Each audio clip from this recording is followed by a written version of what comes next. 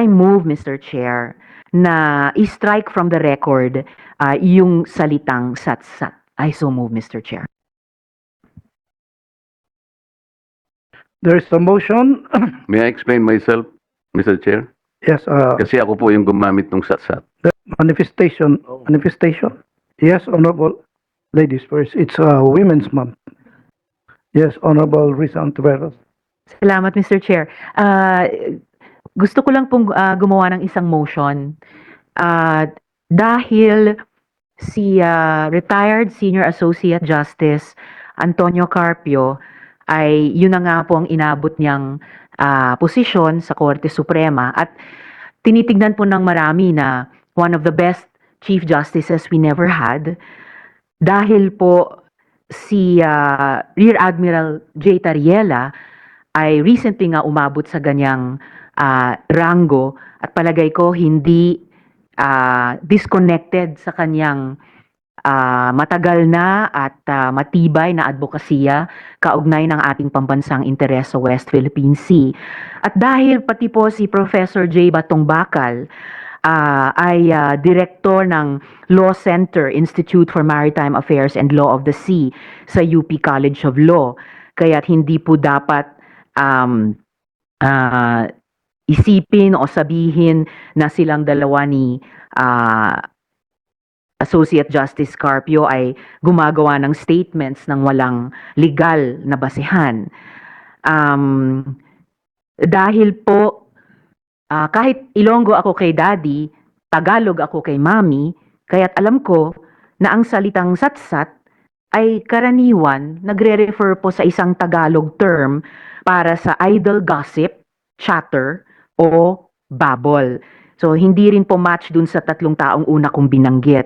At huli po, Mr. Chair, dahil Commission on Appointments Committee ito, at kung meron sino man po sa atin ay may issue tungkol sa mga matters pending sa harap ng buong Senado, ito pong CA panel ay hindi po ito yung lugar para i-raise ito. Dahil po sa mga dahilang ito, itong 3 dahilan, I move, Mr. Chair, na i-strike from the record yung salitang satsat. I so move, Mr. Chair. There is a motion.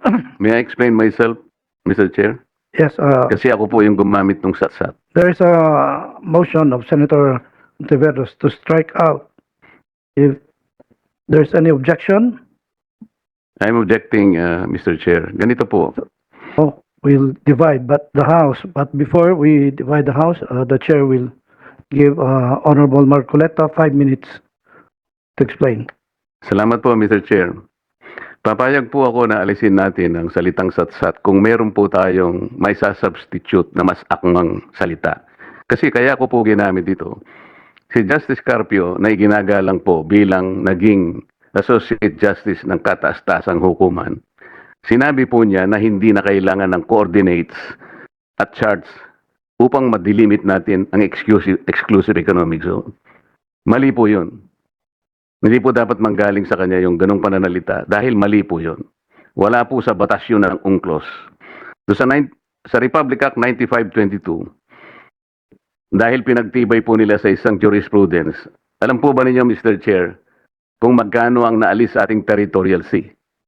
Mahigit pong 242,000 square miles ang naalis.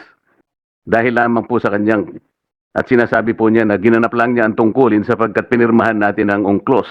Nakalimutan po niya, Mr. Chair, na yung treaty hindi pwedeng mangibabaw sa saligang batas.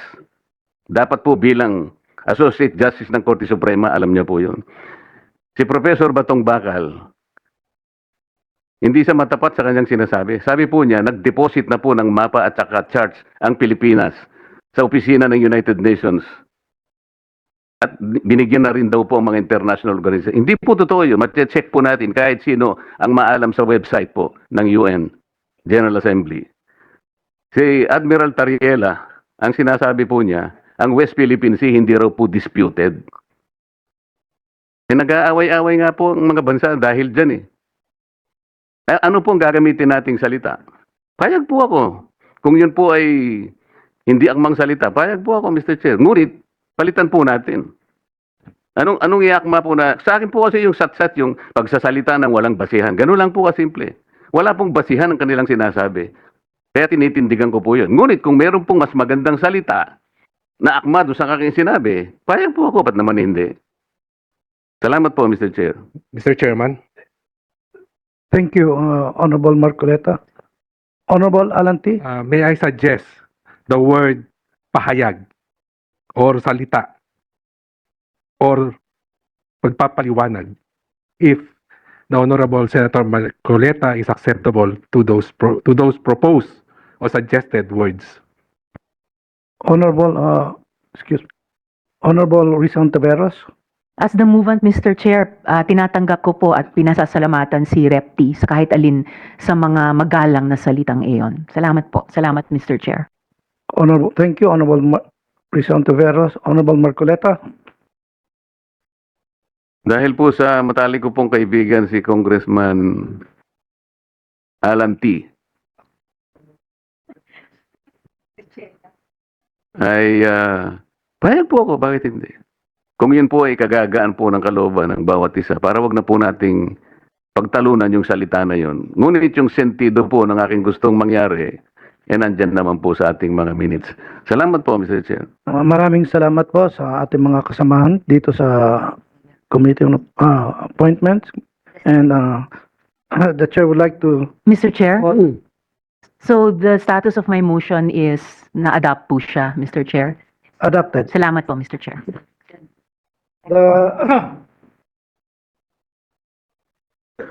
The Secretary is directed to implement the proposal of Honorable Alan T, which was accepted also by both Honorable Marcoleta and Honorable Rizon Taveras. Yes, ma'am. And of course, Mr. Chair, mare-reflect na motion ko po yun. Salamat po, Mr. Chair. Yes. Tama po. Salamat po, Mr. Chair. Okay, thank you. Majority Floor Leader. Before Majority Floor Leader, our Chairman, Honorable Guico. Ay, salamat.